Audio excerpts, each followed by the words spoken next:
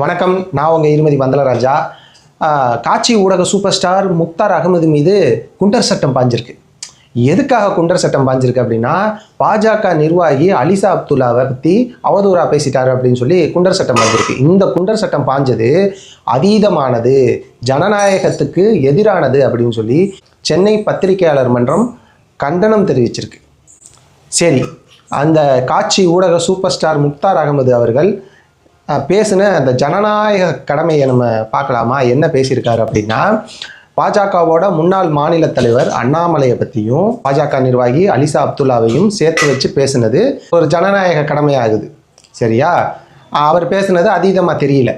சரி, அவங்க ரெண்டு பேர்த்த பற்றி பேசினாருன்னு வச்சுக்கோங்களே. ஆனால் அவர் செஞ்சதில் ஒரு கேவலமான விஷயம் என்னென்னா, அந்த அலிசா அப்துல்லா அவர்களுக்கு பிறந்த குழந்தைய வச்சு அந்த குழந்தையோட பிறப்பை கேவலமாக பேசினது தான்.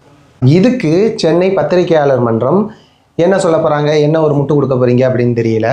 இதெல்லாம் ஜனநாயக கடமையாக? ஒரு குழந்தையோட பிறப்பை பற்றி கேவலமாக பேசுகிறது ஒரு ஜனநாயக கடமை.